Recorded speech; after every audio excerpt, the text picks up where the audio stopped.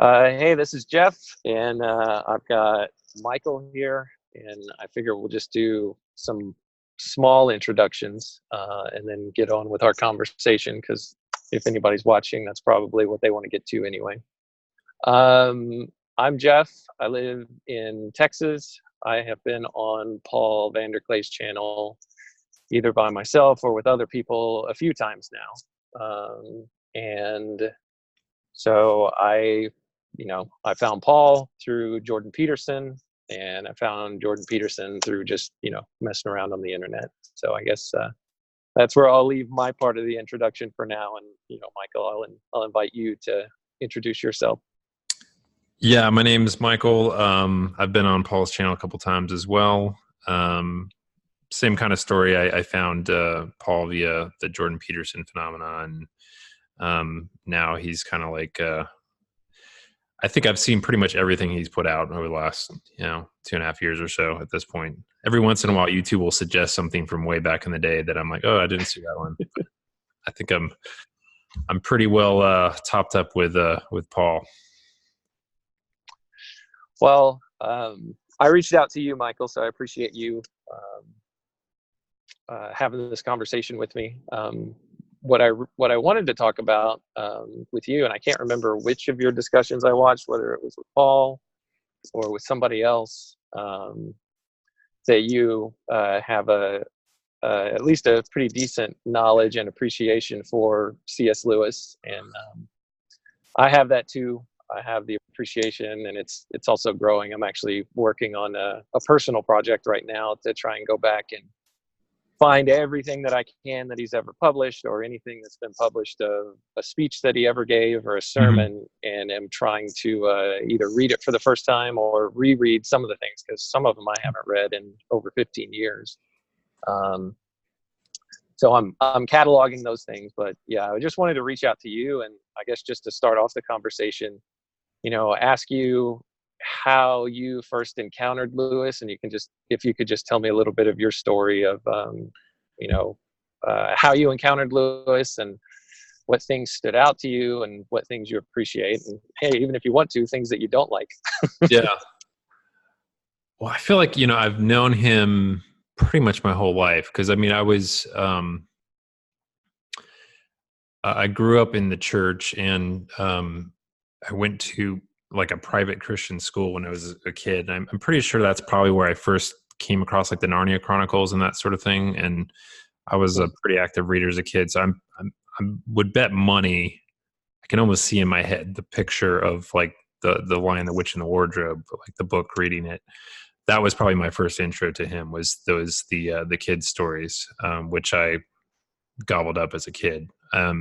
I don't know that I had some view of the larger kind of spiritual significance of that.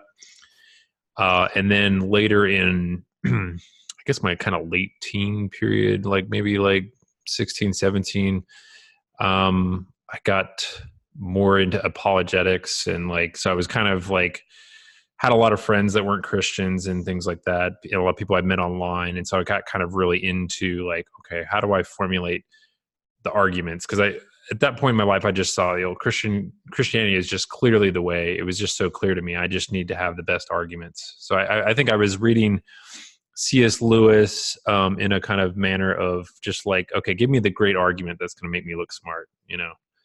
It's me. But I read a lot of his books then, and I remember actually there was a person I'd met online, and we were kind of having some back and forth conversation. I remember I actually sent them like the full, like some sort of bound volume set of C.S. Lewis stuff. Like I was like, oh, this is going to answer all your questions. Is like, probably, I don't even think that probably ended the conversation, but yeah. So, and then I spent a lot of my adult years away from the church, and just recently have gone back to it. So C.S. Lewis has become, I've always kind of had him bubbling out in the back of my head. I told this to Paul, that I always had, even from a young age, a really skeptical personality. Like I just always have a hard time believing most things, like unless I have, like, even if it's myself, like if I'm just remembering what I did yesterday and I'm recounting it to myself, I'm thinking that I'm probably getting most of it wrong. So I just kind of have that built into my nature, this kind of like skepticism of anything I'm encountering. And so C.S. Lewis always for me was this great skepticism towards materialism. Like he always, like, it was one of the reasons why even when I wasn't going to church, like I never could buy into a full on, modern rationalistic scientific view of the world, like with this materialism. It just, there was just so many unsolved problems that Lewis pointed out so clearly that, it was very obvious to me that, like, I was like, okay, unless I hear answers that solve these questions, then this isn't convincing to me. But then as I've kind of moved back into the, and I'd say Jordan Peterson played a big role in terms of kind of intellectually stimulating me and reawakening me to, the possibility of faith again. And I keep finding all these comparisons or similarities between him and C.S. Lewis, just in terms of their thoughts and such. So it's interesting because Paul does this as well. He's always talks about going back and forth between Lewis and Jordan Peterson, using them kind of as ways to think about each other's thoughts. So I've done a little bit of the same. And I picked up this book last year, which I really like. It's like a daily devotional with C.S. Lewis. So it's like every day I get a little nugget that it doesn't matter how many times I've come across a particular passage by him. It always kind of stokes some new thoughts. Yeah, the way that I've explained it to people in the past who have told me that they've read a little bit of Lewis as well, or even people who haven't, I've said, yeah, sometimes I'll have to read a sentence over and over and over again, and then it finally hits me, what it is that he's saying, and it just blows me away. Yeah. How did you first encounter him? So very similar. That's an interesting connection. I went to a private Christian school for 1 year whenever I was in 6th grade. And the first time I ever encountered Lewis was they were passing out these little book order forms. I don't even know if they do this in school anymore. I know they did with my kids, within the last 10 years. But, you order away for books, and then, several weeks later, they come back in this giant box, and if you ordered something, here's your book, kid. And I remember seeing what I now know but did not know then was the cover on the book order of The Voyage of the Dawn Treader from the Chronicles of Narnia, and it had the mast, I think, of the ship on there, and it looked like a dragon.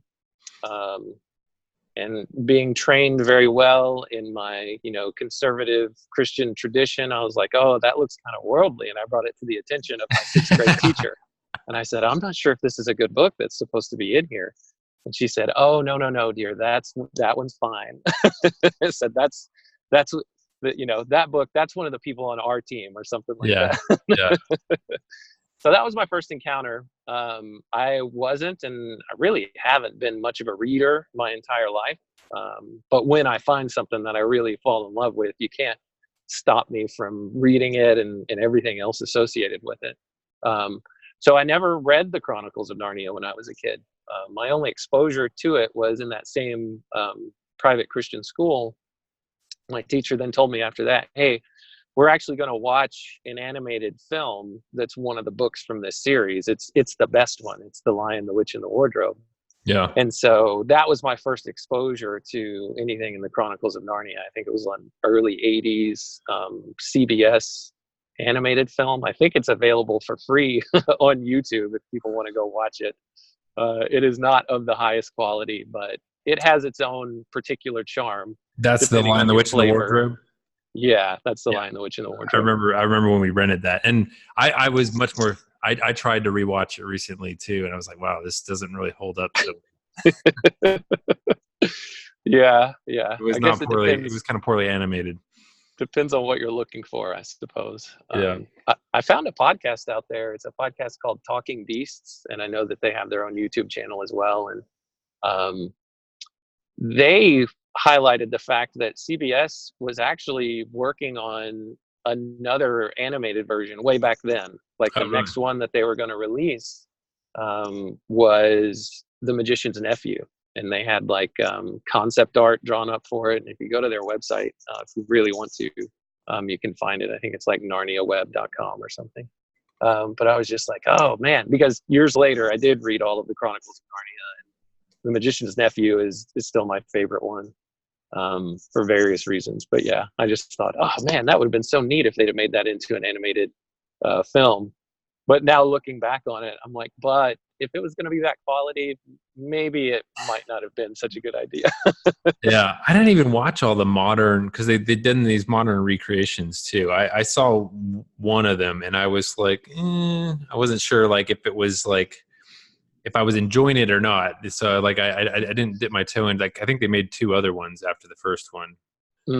Yeah, they made The Lion, the Witch, and the Wardrobe. They made Prince Caspian, and they made The Voyage of the Dawn Treader. And then The Silver Chair was and has been in production, and I think technically it still is. But just recently, Netflix acquired the rights to all 7 of the Chronicles of Narnia, which, as I understand it, is the first time that any production company has acquired the rights for all 7 books.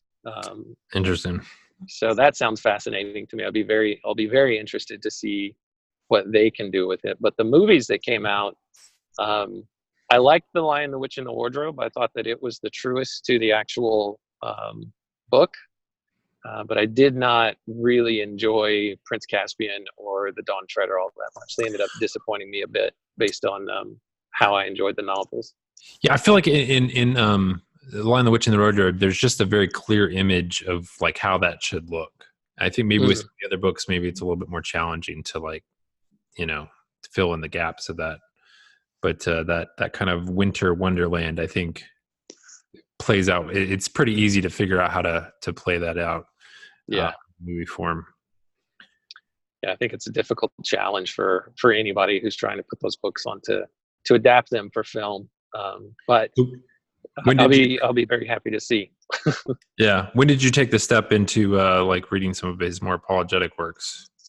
So I was excited about the prospect of after I was introduced to the animated film. I think somebody gave me the set of books when I was a kid of the Chronicles of Narnia, but I still never read them. I was fascinated when somebody told me, yeah, there's all 7 books, and the second to last book is like a prequel, so it tells you what happens before the events of The Lion, the Witch, and the Wardrobe. It tells you how Narnia came into being, and then the last book is kind of like a mirror or a parallel to what some of the events are in the book of Revelation in the Bible. And as a kid, I was like really excited, but I was also like, oh man, I've got to read through all of these books to get to that, because I'm also a very methodical person. So it's just like, no, I can't just go grab the book that I'm really interested in and start reading it. What I've learned about myself is then I never end up doing anything if I try to go through all the steps. So I'm still kind of playing with that a little bit of, do I need to do the methodical process, or can I give myself permission to kind of cheat and jump ahead or do whatever I need to do? But to answer your question, it was, I think, similar to what I just heard you express. I stopped going to church at a certain point in time, and I told Paul this in my first conversation with him. And thinking back on it, it was probably for about,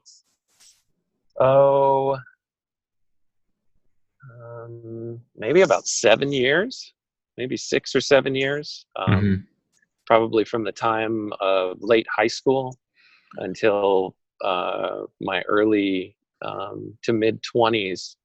I just wasn't going to church at all. I just, there were several things that had happened in my life. My parents went through a divorce. A lot of my faith was built on my view of the faith of my dad and the pedestal that I had him on. And so there were just a lot of things that happened, in my relationship with him that kind of was a death in a certain sense, the death of my image of, the high regard that I was holding him in. Yeah. And so all of that was tied into it. But the first place that I encountered Lewis again was when I had decided on my own to start going back to church. There was somebody that I worked with that attended a mega church here in Dallas, a non-denominational one. And so I started attending with him. It was actually before it became a mega church. Now that I think about it, it was when they were still relatively small potatoes. And after going to that church for a couple of years, I met, not through the church, but I met my ex-wife. And whenever I met her, I was very upfront about how I really thought that, faith and living out your faith was important. Yeah. And so she wasn't going to church either, but she started going with me, and she and I started attending a small group at that church together. And the small group leader, it was like a beginner's class, for people first going to church or Right. new to Christianity. And while I wasn't new to Christianity, I was kind of like, well, being the methodical person that I am, let me just kind of start over. Yeah. And the small group leader recommended Mere Christianity. And the first time that I had ever really read anything of Lewis, I just went and found something online, that was an excerpt of what he had written, and I just didn't take to it. And Yeah. I can't remember if I've said this on any of the conversations that I've had before, but anytime that I encounter somebody that I usually end up doing a deep dive into, I have an averse response to them at first. Like it happened to me with Peterson. It happened to me with Paul. It happened to me with C.S. Lewis. So I think you just have an aversion to change overall. maybe so, or maybe just something that's, I am risk averse. Yeah. I probably am averse to change a little bit. It's probably that methodical thing I was talking about. I want the process. I want to be able to follow it. But it's interesting because you had mentioned something, in some of the email exchanges that we've had recently that really stuck out to me that I think links to this. And that is seeing the foibles or the things that are different in people is kind of a gateway to, I think in your language, you said the image of God, or having, it's an opportunity that's presented to us to be able to love or appreciate that person. And so it's really more in retrospect when I see this happen, but I would like to actively engage in that, a little bit more. And I want to come back to that. I'll just finish answering my question, but I do want to ask you more if you could expand on that idea, that you presented in that email a little bit, because I thought that was great. But I definitely want to come back to that if we have time. So anyway, I started reading Mere Christianity, and I was like, wow, this is really great, because, in my case, I wasn't so much trying to find the smartest answer to be able to give to people. I was really just trying to find a little bit of footing to stand on, to where maybe I didn't feel like I was so ridiculous for, pursuing the Christian faith in particular. Yeah. A lot of the questions that are asked just in general that most people ask are very reasonable. Why is this faith any more important than any religion? Why is religion important at all? And, I just didn't have any good answers to those questions. But at the same time, I had this very non-rational thing deeply set in me, that where I never thought that, God wasn't real. I think I mentioned that in my conversation of my blog post that I read to Paul. It's just like, God always felt real to me. Jesus, as I understood Jesus, always felt like, in the God number 2 aspect, like a real person in some way, whatever that means, however that can be understood. That never left me, but I never really had a good response to to use a Paul Vanderklayism, the consciousness Congress in my head that just said, this is really just ridiculous. There's no rational explanation for any of this. And at the time, that was very important for me to wrestle with. I've reached a point now in my life where there's almost a part of me that's swinging in the other direction. It's like, why does it have to be rational? Why does it? Why is that so important? It's really, not that huge of a deal to me anymore. And I know that that's really important for some people, and I'm not trying to discount it at all, or say, that I've moved beyond. I certainly haven't. It's just a place that I'm sitting in right now, where it's just like, rational explanations for these things aren't really all that important to me in my journey. But so that's when I first started reading the theology of Lewis. And I was getting a little upset thinking back to the people who had first introduced me to Lewis in the Chronicles of Narnia, where it's just like, why didn't you guys tell me about all these cool theological ideas that he had? You know, Yeah. nobody ever told me this. And it's probably a bad memory of mine and not fair to a lot of the Christian teachers and pastors that I've had. It's just like, no, Jeff, we told you, you just weren't paying attention. Yeah. But nonetheless, you know, I've heard the saying, you know, when the student is ready, the teacher will show up or something Yeah. like that. Yeah. And Yeah. so that's what it was for me. Is I was at a time and place in my life where I was ready to be exposed to it. And then later on, my marriage started falling apart, and I met with that same small group leader that we had been in touch with, you know, several years later, because I'd stopped going to church again at that point after I was married. And I met with that small group leader, and I just talked about some of the concerns that I had, you know, more concerns with the Christian faith and some of the doctrines that I'd been brought up in. And he turned me back to Lewis, and he said, hey, check out this chapter. I was really struggling with hell in particular. And he said, well, I know that Lewis has written a chapter on hell and the problem of pain. Go check that out. And so I went and I jumped straight to that chapter, and I read it, and it didn't really do much for me. It didn't really hit me all that much. And then I went back and read the entire book, and it was the entire book that blew me away more so than just the chapter on hell, which I now have a really deep appreciation for that chapter too. But that's kind of the long answer. The short version for me, but a longer answer to your question. Yeah. I found that Problem of Pain book really good too. Especially his argument about love being the kind of the highest thing, and that it can't exist without this agency, this free agency, you know, that we have to make real choices, you know, and that's some critical component of what makes love, you know. There's something about love that is always self-sacrificial, and if there isn't a self and there isn't a capability of making a choice relative to that sacrifice, it's just not the same thing. Mm-hmm. And that was really compelling to me, because like it is an argument that, you know, if you're like, well, why couldn't God make the world better, or why is there's such a path filled with pain that you know.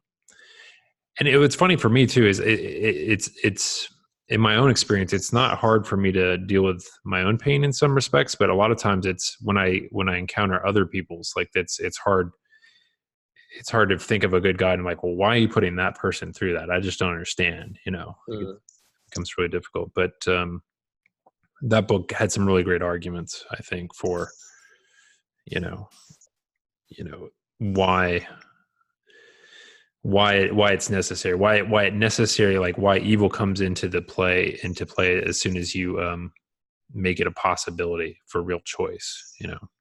Yeah, there's a fun little image that he paints in that book, where he tries to logically come up with a universe, and he can't, but as he's walking through it, he shows how hard it would be to come up with a universe where there could be free will and nobody could get hurt. And I don't remember that chapter. Okay, that I think that's great.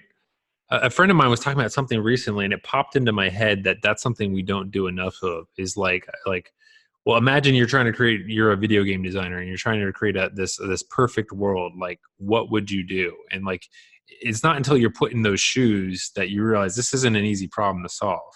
Right. Well, the picture that he paints in there, it was in line with exactly what you were talking about, where it's hard to have free agency and not cause pain, even accidentally. Mm-hmm.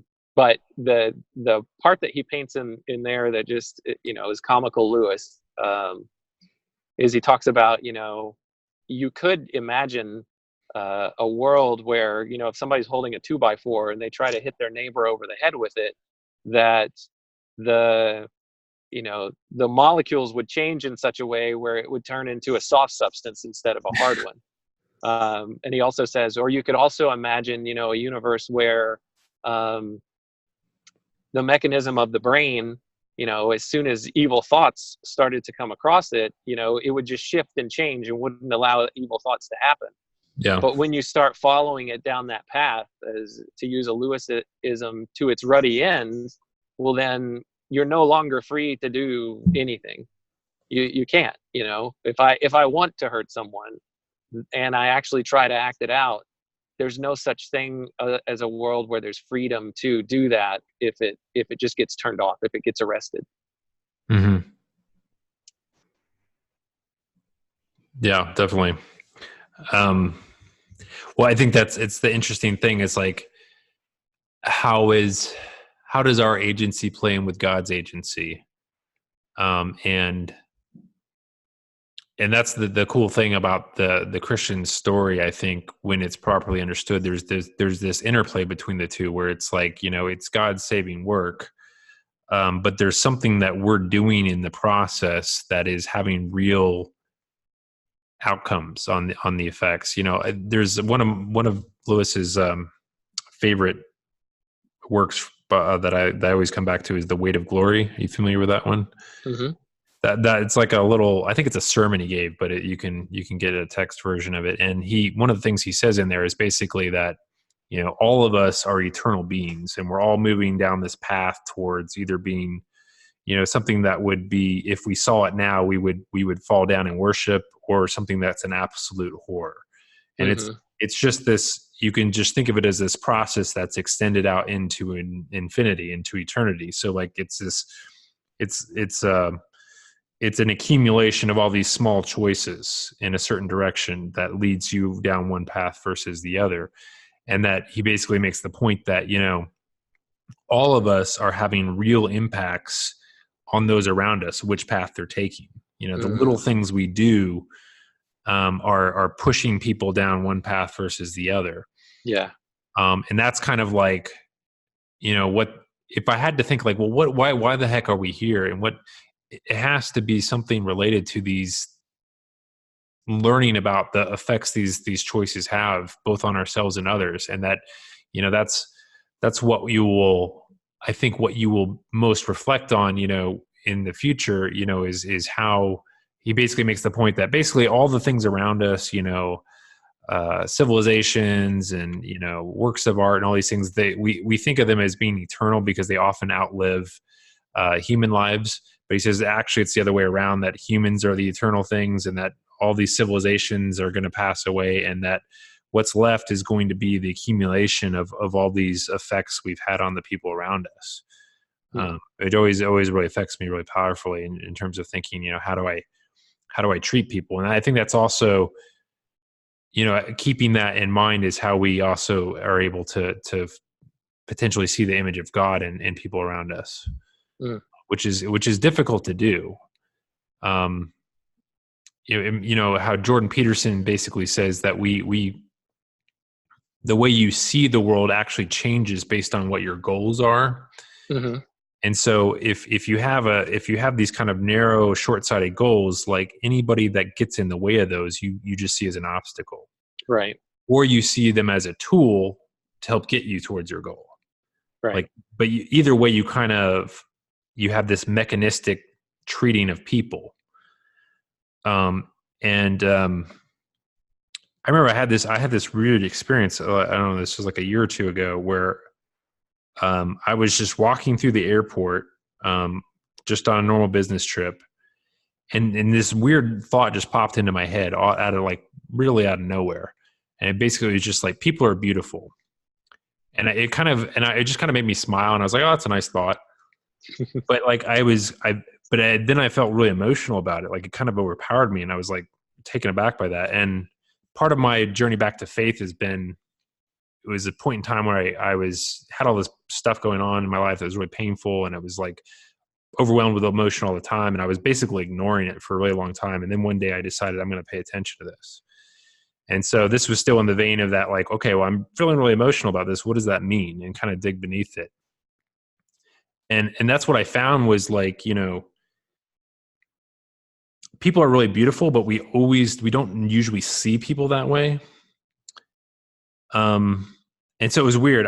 This is all going through my head as I'm walking through the airport. And I suddenly, I was like looking around at people as I'm walking through the airport, and I was like, well, why do I look at people a certain way? What is it that attracts my attention to people? And I'm like, well, it's probably some quality of like how beautiful or interesting they are. And so I just had this weird inversion of that where I was like, all right, I'm going to look at people I ordinarily wouldn't look at until I notice that the beauty in them.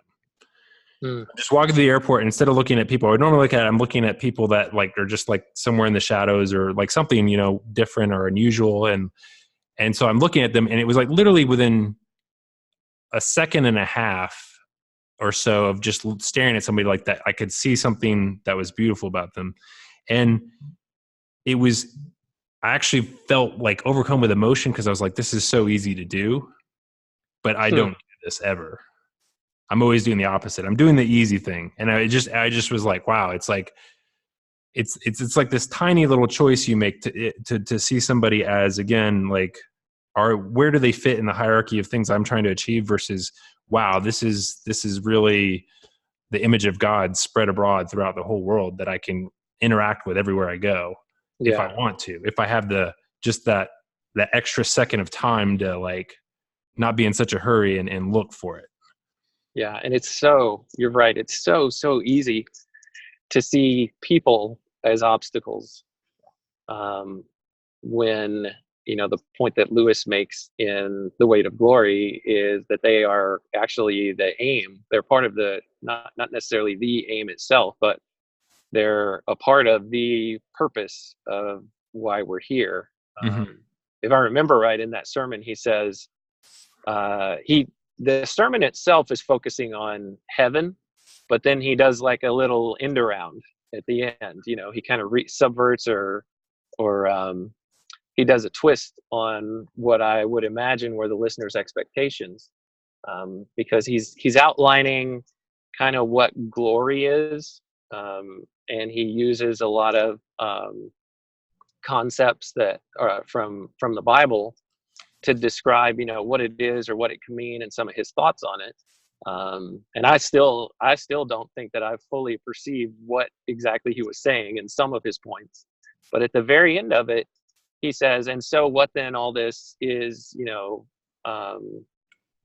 the reason for why heaven is important. And he doesn't use this phrase, but he alludes to kind of how some people say, some people are so heavenly minded, they're no earthly good. It's a big criticism of more conservative and right-leaning Christian traditions, where it's just like, well, you're just concerned about getting to heaven, and so you don't want to do any good while you're here. You just want to make sure that you're saved and getting to heaven, and that's all that's important.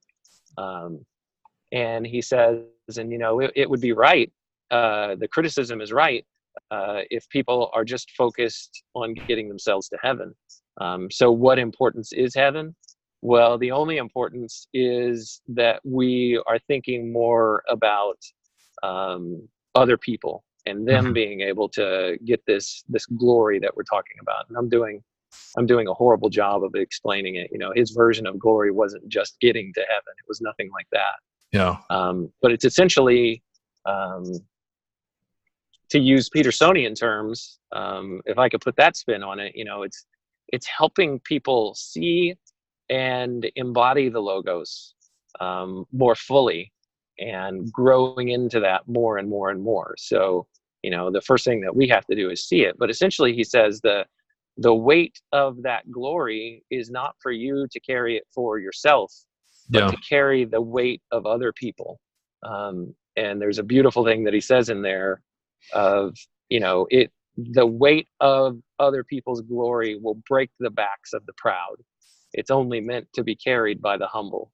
And that was just a very beautiful and powerful passage in that sermon. It's funny. I've read that thing so many times, and I have my map for how it plays out in my mind. And like hear you delving into other areas of that I probably I gotta go read that. Yeah. It was just a very good way of twisting it and ending it right there to say, look, this is really not about. It's not about our own personal salvation in one way. It's more so about, hey, let's focus on enduring and loving, and to use the frame that I picked up off of your email about the foibles of other people and finding the beauty in those other people and bearing their burdens, carrying their burdens on your back. Yeah. Well, it's funny. Like, I think, the things we see that are wrong in other people are often things that are wrong in us as well. Mm-hmm. And so I think that's part of what I was driving at there. I think sometimes when we see in other people something that's wrong or broken, we should be in a unique position to have compassion for them, because there's something in us that enables us to see it because it's broken in us as well. Oftentimes, I mean, almost Yeah. always. And it's often what irks us the most about other people is when we see our faults in other people. I don't know why that's the case. And oftentimes we don't see that it's our fault until we like really, really think about it. It's really hard to do. You almost have to like change the names of the people and turn it into a third party perspective before you understand what's going on. So yeah, I think, I was just reading before we got on here, the C.S. Lewis devotional today was like about the creed, how you go through the creed. And I think this is in The Way to Glory too, actually. He talks about in the creed where you read about the forgiveness of sins. And he says, well, why is it that we have to say this all the time? Well, it seems pretty obvious, like, that forgiveness of sins is a Christian concept. Do we really need this, hit over his head? He says, well, the portion we need to remind ourselves when we think of that is that this forgiveness is only offered to us in turn for forgiving other people. And that there's something in this, like, we are shown mercy so that we can show it to others. And I think, we often, again, like you see these things in people, not so you can judge them, but so you can have compassion for them in a unique way that only you could have, in terms of your unique perspective for them. And one of the things that's just struck me recently is just how weird the world is. Like, it's just a strange, strange place. And I feel like some of that strangeness has to be the glory of God in some sense, that there's something of God that is so expansive and, like, I don't know, like, and again, I think that this unusual, like, I think that the beauty that you find in people is often it's often in areas that you would overlook at first glance. And it's often, I feel like, I don't know if I was in this email exchange too, but like oftentimes the things that are, where you see somebody making these errors, it's often the flip side of some part of them that's really awesome. Like who they are, that's really great. But like in this one area of their life, it flips into causing them to make errors on this other side. But if you saw the flip side of it, it's like, this is like a really amazing, unique part of what makes them great. That reminded me, what just popped into my head is another scene from Lewis in The Great Divorce. I don't know if you've read that or not, but there's one of the spirits who's there on the plains of heaven meeting with, one of the solid people, their spiritual guides. And he's carrying like this lizard on his shoulder. And I don't know if you remember this, but this lizard represents like lust. And he's, his spiritual guide is saying, yeah, come with me. Let's make the journey up the mountain into deep heaven. And he says, but you can't keep that thing on your shoulder. You have to let me kill it first. And it's actually, it might be an angel that's there on the plains of heaven. Anyway, he's got like these smoking hot, fingers, the way that Lewis writes it.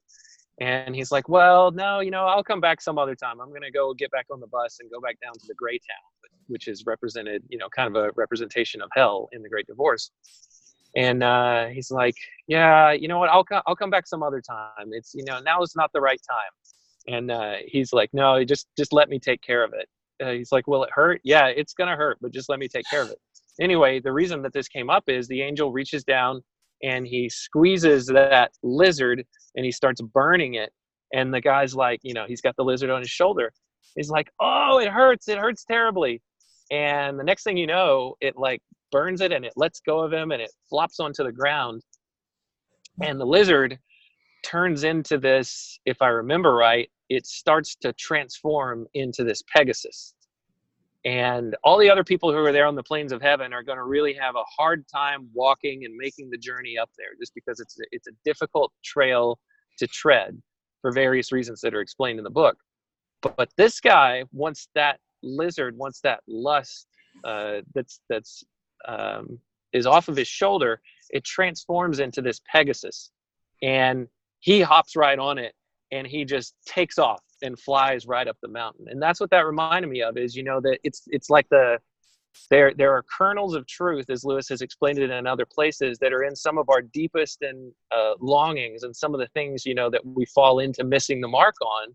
But it's because there was a kernel of goodness that's in there, and if only we can give that over to in Christian terms, if only we can give that over to God, that thing, the core of what we sought in there, the goodness that's in there, we'll get that and so much more than we could ever imagine if we would just turn it over. Yeah, that's a really great point. I like the way you told that. I actually had heard that story recently. I think Bishop Barron on some thing starts talking about it. It might have his been Word on Fire. Yeah, I think it might. I don't listen to him regularly, so maybe it was his conversation with Jordan recently that it came up. But I really like the detail you went into when you described what it was. He had a much shorter version of it. But that makes me think, one of the things I think that's kind of wrong with like modern Christianity from my perspective is that it has a view of God's creation that I think is too low. Like they're in kind of like this modern view of evangelicalism specifically, there's a sense in which, the whole creation is run roughshod by the devil, and like pretty much anything worldly or fleshly or everything is just kind of, it's just also sown with discord and the works of the enemy that you can't trust any of it. There's nothing good to be found, versus a view of creation that has, God deeply invested in things, and that it's not like he's like threw out a first rough draft and things have gone horribly awry and he's waiting to come back later and clean it up. That he's even in what we see before us as this kind of, there's these deep flaws in it, that he's still working through those processes and those flaws to bring about something. So that, yeah, again, like if you pull on that thread of truth, no matter where you are, you're gonna end up, confronting God. There is somebody recently has been talking about, I think it was Luke was been and his friend Sarah were he would mention this, that they've been talking about Esther Lightcap Meeks and some of the work she wrote. Yep. And one of her books is called Loving to Know, and one of the things that comes out of that is this idea that all of creation is basically either God or his personal effects. So in creation is some sense very deeply tied to who God is in this kind of epistemology, so that we can, it's a much more clear path, I think, for the natural theology path to go and to dive in and look around you, and you can, if you're diligent and see with clear eyes, that you can see the work of God everywhere. Yeah. Something that you said in there reminded me of something, and then it just flew right out of my brain. Oh, sorry. No, it's fine. I think, and I don't know where I was going with this thought, but the one that flew through my head, and I haven't, to my shame, have not read much Tolkien, and I need to. But I've heard it said that Tolkien, said we're co-creators. It's kind of the position of humanity. Sub-creators is what sub-creators. Yeah. That's it. Okay.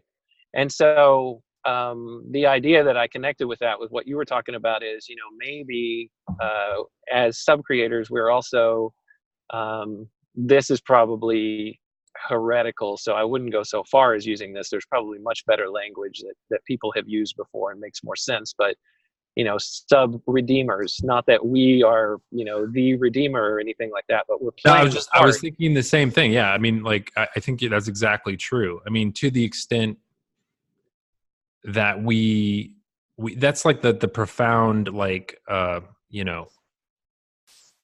honor, I think, that's bestowed on us as humans, is that our actions have these eternal consequences, right? That, in some real fashion, like, Paul has an impact on where my story has gone, and even, the people in the community, right? Like the even these little conversations, they're having impacts, and that's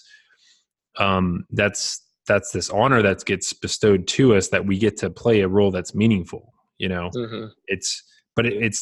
I think, you know, it's so counter to the nihilism that we get presented to us. So I think it's hard for us to believe that when it's told us. Like, you know, Peterson talks about this. He's like, you can have this life where everything is meaningless.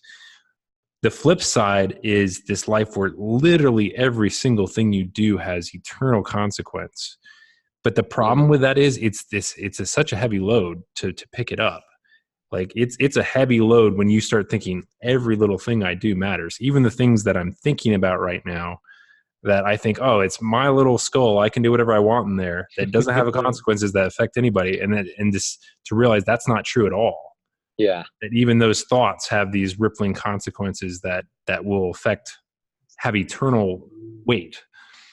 I have a real world example of that concept that just came to mind, where, you know, this really became salient to me, probably closer to 10 years ago now. I I I had been working on a journey, like a weight loss, right? So I lost 70 pounds, and, you know, I just got to the place where I decided, all right, I'm going to try to follow this methodical process and see what happens. And I just started doing it. And I wasn't really talking to a lot of people about it. And so it just kept happening. I just stayed on a steady course, and I continued to lose all this weight. And then once I had reached the point where I had lost the weight, and I was running a lot in the neighborhood, but a couple of different people came up to me, both in my apartment complex, somebody that I'd never met before. They said, "Oh yeah, I know you. I see you all the time working out." And I had no idea, you know, that people were even knowing or watching me or anything like that. And then at work, you know, I had several different people come up to me and just say, "Man, you know, you've inspired a lot of people. There are just so many people now that are trying to do the same thing that you're doing." And I'm like, what am I doing? I haven't even talked to anybody about this. Yeah. And that's when it dawned on me that, you know, your actions and the things that you do, you might think that you're the only one that's seeing it. Yeah. But you're not. You know, it's like Peterson says, you know, we're nodes in a network. And I love it whenever he says, you know, God only knows, you know, what we could be or what we could do if we were living in the highest versions of our being that we could be, you know, that equilibrated self, or the, you know, just aiming at the best possible outcome. If we were doing that to our maximal capacity, you know, God only knows what we could become or what we could do. And in I'm trying to remember which one, but it was in one of Lewis's things. He says, you know, if everybody started acting that way, you know, all of the world's problems would be solved in the better part of a decade, or even less, you know, if that's what every human being on the planet was doing. Yeah. And it's just, you know, it's just so amazing how interconnected we are, and how the things that we do, they do matter because they affect other people. And, you know, there's certainly no other species that we know of, that has the kind of impact, you know, that we can have on pretty much everything that we know about. Yeah. At least on this planet, if not out in the, who knows what kind of impact that we're having in the cosmos. We don't know. Oh yeah. It's interesting to think about. And it just, I was thinking about this the other day for some reason, where I was like, you know, even if you can't make the argument that your actions have these consequences, which you just articulated really well, how that's absolutely true. But you also, even if you can't make that argument, you still also have this responsibility, even just to take care of yourself. And this again is the idea of being made in the image of God, and that there's something that you have a responsibility to see yourself as a person that should be taken care of and stewarded in a certain way. And so even if you're in those modes where you're like, I can't see how this decision makes a lick of difference on anybody else, you should still think, okay, well, what's actually going to be good, you know, for me? You know, the decision that's going to be good for me 5 years out from now, or not. And it could be really hard for me to think that way sometimes. I there's something in me that I spent such a long time where I had this kind of I don't know, sort of nihilistic approach, which I didn't even notice, but it just kind of creeped in and filled in so many of the spaces in my life that I wasn't purposeful and intentional about setting some sort of direction in. And so it's like I feel like I'm constantly dealing with and unrooting those that effort or that the consequences of letting that grow, over time. Yeah, there's somewhere in scripture where it talks about how we are not our own, right? And that's a theme that's very common throughout the Bible. And to open that up into less biblical terms, but maybe for people who are like, yeah, I can't think about that in biblical terms. Well, when you say we are not our own, what the Bible is saying is, we belong to God, or we're God's property. You'll see silly stuff like that on I've seen like Christian t-shirts that say God's property or something like that.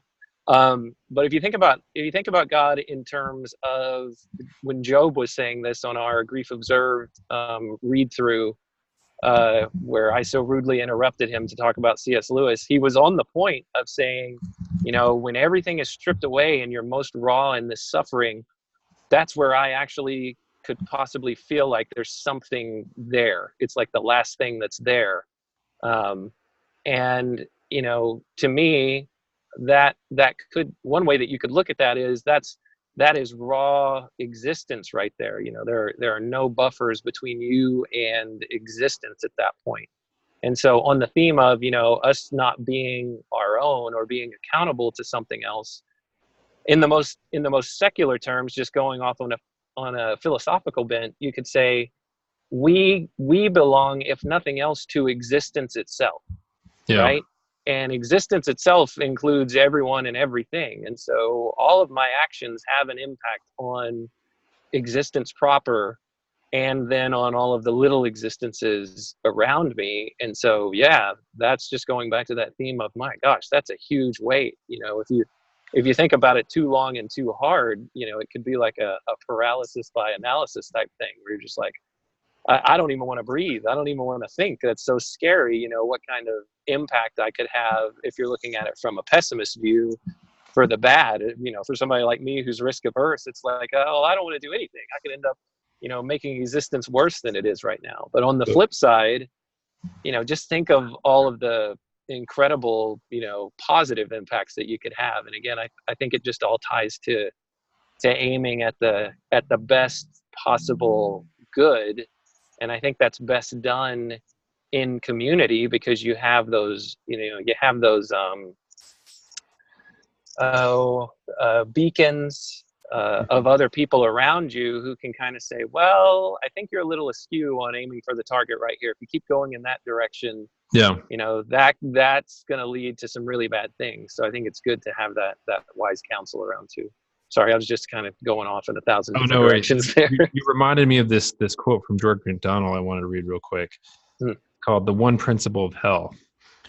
For the one principle of hell is, I am my own. I am my own king and my own subject. I am the center from which go out my thoughts. I am the object and the end of my thoughts. Back upon me is Alpha and Omega of life. My thoughts return. My own glory is and ought to be my chief care, my ambition, to gather regards of men to the one center, myself. My pleasure is my pleasure. My kingdom is as many as I can bring to acknowledge my greatness over them. My judgment is the faultless rule of things. My right is what I desire. The more I am all in all to myself, the greater I am. The less I acknowledge debt or obligation to another, the more I close my eyes to the fact that I did not make myself. The more self-sufficing I feel or imagine myself, the greater I am. And man, that one, that really knocks me over the head, because I feel like I can just see that kind of strain of thought just wanting to interrupt me in all manner of, of courses in life, where I'm like, oh, I want to have this thing to be my thing. I want, there's this selfishness that that just wants to crowd out the other. That it seems so innocent and small in its desires, but it really, when left to grow, it has this kind of all-encompassing element to it, where it wants to just continually grow, I actually wrote that down on a piece of paper and put it on the front of my door. And so the funny thing is, like, I never look at it, and I just looked at it yesterday. I was like, oh, I forgot I wrote that there. Cause it's like, once it's there, you stop looking at it, Yeah. Like, I just looked at it again for the first time yesterday, where I was like, oh yeah, I wrote that down, so I would actually look at this. Yeah. It's where your attention is focused, because it's so easy to drift. It's so easy to drift. It's so easy, like we talked about earlier, to see people as obstacles to your goals. And if you start forgetting about what the goals are or what the goal is, then everything becomes an obstacle, Yeah. Yeah. But if the goal is to see the image of God everywhere you go, then, that's kind of like what makes you a saint, is like you see more of what you're training your eyes to see more of. Mm-hmm. Like, and like, I think it was Jonathan Pageau or somebody said that. He's like, that's what a saint is. It's like somebody that, like, by careful use of their attention over time, you could put them in a desert and they see God everywhere. You could, Mm-hmm. like, literally put them in prison, like, they still see God everywhere. Yeah. Whereas the person who sees themselves as the great thing, like, that's they're really in hell, even though they don't know it, because they're Right. always seeking the aggrandizement of something that's necessarily going to fail them. Yeah. What is it that the Apostle Paul said? I've learned to be content in all circumstances. That's what that reminded me of. Is he was, it seems like maybe what he was saying is, he's able to see God's hand or God's work, and the image of God in all people, but also, just God's providence in all things. So that's all that reminded me of. Yeah, and it's so difficult to do, because it's like, again, I think it's an issue. Like, anytime you come up with any, like, even like insignificant trouble, it's so easy to be annoyed or perturbed, or feel like, even something as simple as like traffic can really Mm-hmm. put you out of sorts, because everything suddenly is transformed. Everything you're looking at is now obstacles. Mm-hmm. And so your frame of reference is just set up to, like, make you just infuriated every turn. Yeah. It's Yeah. it's such an unhealthy way of spending your time. Yeah. It's easy. It's really easy to fall into. Well, I'm looking at the clock right now, and I've got to get back. But I really do appreciate you taking the time and accepting the invitation. Certainly. And hopefully we can do it again. I would also like to do like a group thing on what we were talking about on one of those email threads. Maybe like I kind of jokingly called it a YouTube Bible study. Yeah, that would be awesome. I would definitely be All down with right. that. All right. Well, actually, if you'll stop recording for a second, I just wanted to touch base with you on one more thing. Okay, sure thing. All right.